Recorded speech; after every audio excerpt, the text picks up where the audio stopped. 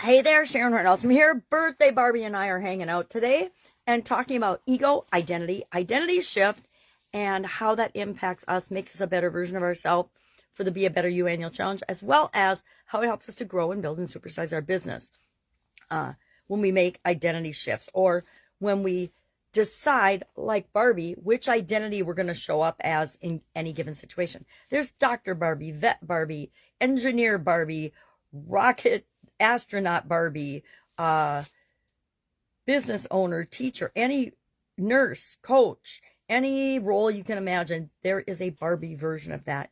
So that's, to me, a great example of identity shifting, right? We show up in the situation with the identity, the parts of ourselves that are required for that situation.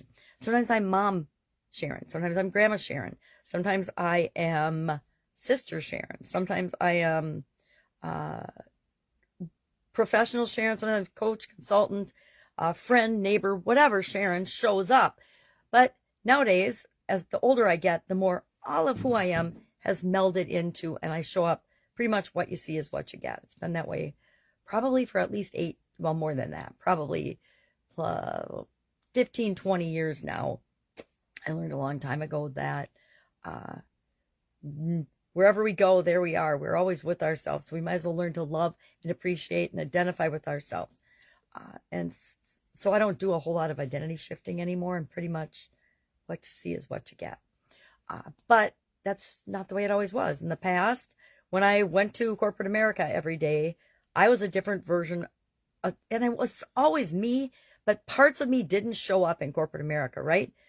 The parts of me that have any spiritual beliefs, the parts of me, my spiritual beliefs didn't show up in my earlier jobs in corporate America. My last job in corporate America, I went in with the absolute positive, what you see is what you get perspective. And I was going to bring all of me, who I really am, my core values, my goals, my objectives to that role. That's what I did. That's why it was my favorite job in corporate America. That's why it was the one I chose to exit corporate America on, because it was, to me, the pinnacle of being able to be myself in an organization that I didn't own. And I figured if I was going to work that hard for somebody else, it was time that I started working that hard for myself and those I love and care about. So ego, to me, and the difference between ego and identity. Identity, to me, is internal. It ties into my core values and who I really am as a person. All of my experiences, all my thoughts, all my beliefs, those form my identity, and my core values are part of that, of course. And ego, to me, is how do I interpret how the outside world sees me?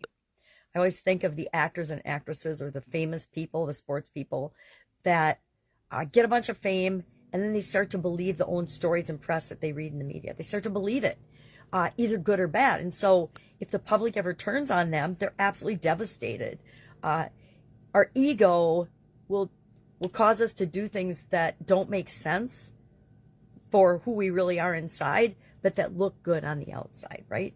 To me, it's the people that are bragging that they do all these amazing things on social media. Really?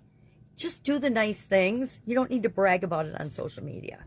Of course, that's my internal identity saying it's not necessary to do that. Why would you do that? Well, people do that for their ego. And you can say it's for other reasons, but it's for your ego. It's for the outside accolades and everybody giving you all the wonderful, warm comments about how awesome and amazing you are, because that drives you. And that drives a lot of people, right? A lot of people are driven by outside validation of who they are, until, of course, they grow and figure it out and realize that the rest of the world doesn't really care about them nearly as much as they should be caring about themselves. So I'm gonna hang out with Barbie today. I think I'm gonna keep her in my purview to remind me to always, and I guess it's pretty ingrained at this point, be myself and show up as who I am, but do that with positivity and kindness, right? I mean, sometimes people use who they really are as an excuse to be a jerk, and that's really not necessary, right? Is that making the world a better place? No, so let's not do it. We're talking about confidence all this month for both, I think for both Supersize Your Business and for the Be a Better You annual challenge. I think that confidence is a core skill for everything we want to do, be, and have in life. And so we're going to talk about it as part of relating to our businesses, as well as relating to how do we be a better version of ourselves? How do we show up every day a little bit better? And so today's was all about identity shifting and how do we show up as the best version of ourselves for the situation. Guess what? When I was working in corporate America and bringing my professional identity, that was the best version of me for that role and for that job. When I show up as grandma, that's the best. I show up as the best version. I bring the pieces of my identity into that, for the most part, that reflect best in that situation. It's kind of like situational management and leadership. I'm a huge fan. Different people need different leaders. Different people need different identities of us to show up. You know what? Sometimes we have to show up as good listeners and compassionate. That always works, by the way. The more you listen, the more you learn. The more you learn, the more you can respond in a way that makes the most sense. All right. I'm off topic, so let's just have Barbie and I sign off and tell you, have an awesome day. And I will see you tomorrow, but Barbie probably won't. Have a great day.